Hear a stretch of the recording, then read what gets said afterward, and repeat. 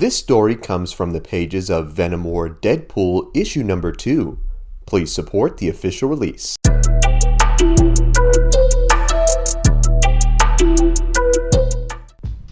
The next issue opens where we see the symbiotic son of Wolverine viciously attack the venomized zombie creatures who had invaded the monster sanctuary deep underneath the sewers of New York. As Deadpool and Silence watch this absolute unit go to work, they too, along with Frankenstein and the others, fought tooth and nail to save what was left of the monster metropolis. Seeing that this virus was quickly spreading to the others, Andy opted to begin using her anti-venom on the infected to purge it from their systems, where she then set her sights on one of the most powerful in the room,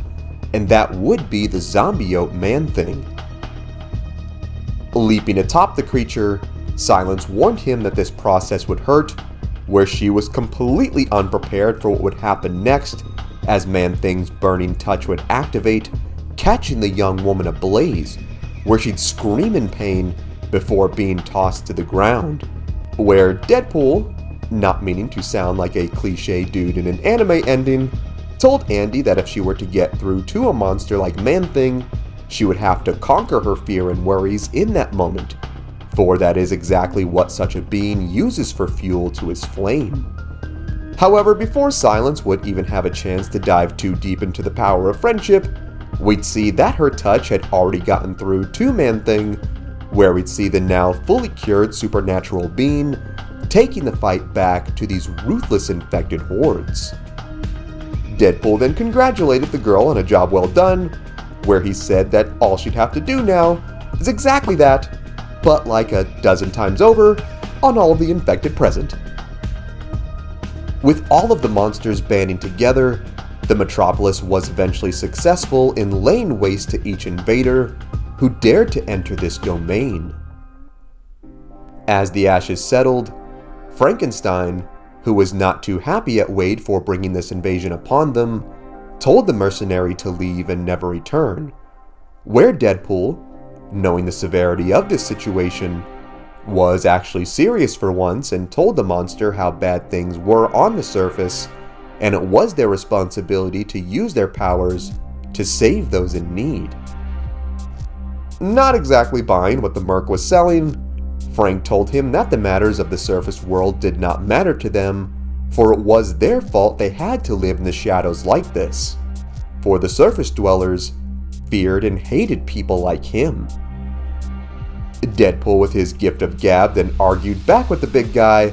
by agreeing that yes, they were all horrifying freaks, but given how bad things were, the humans still needed their help, and besides, if they were to let things go unchanged, the zombies would soon come for the monster metropolis once more in greater numbers, and when that day came, this kingdom would not be as lucky as it was today. Actually managing to pull a Captain America and rally quite the inspired army of his own, Deadpool and the monsters emerged onto the surface and marched upon the streets of New York, where they continued their battle against the creatures, saving who they could. As Wade and the rest fought for their lives, we see a woman flee from the zombies and was nearly devoured. That is, until she ran into Frankenstein, who stepped down upon one of the beasts, stomping it completely in half, where he then grabbed the other by the throat and used his supernatural strength to completely squash its head, sending its blackened fermented blood to splash upon his face. Man, this Frankenstein is so cool.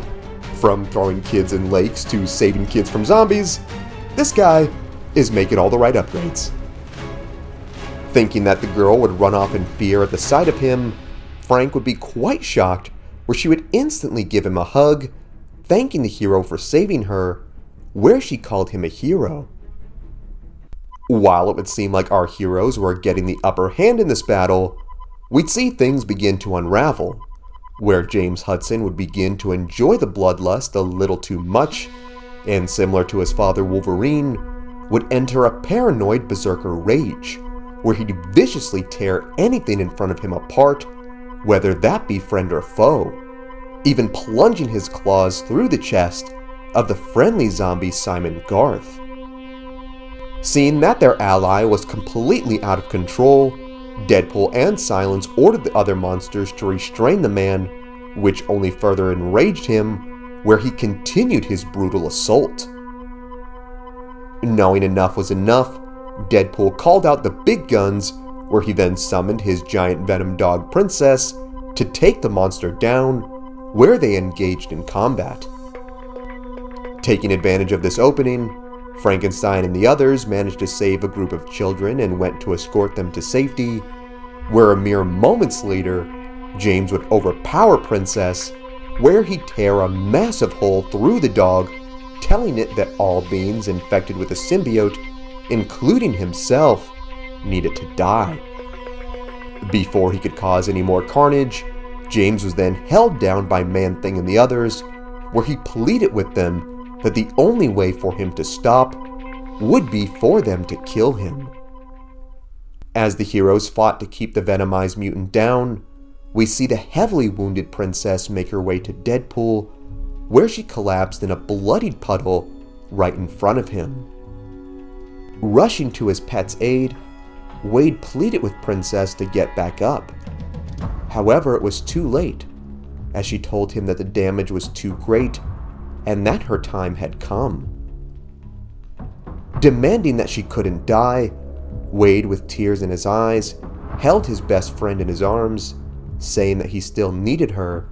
and that it could not end like this. As Deadpool would mourn the loss of Princess, we would see her body morph and mutate into a liquid blood-like substance, where it would encase the man, turning him into a hulking Wolverine-like symbiote creature, where he'd dub himself Princess Deadpool, ready to dish out some hairy vengeance and end this invasion once and for all.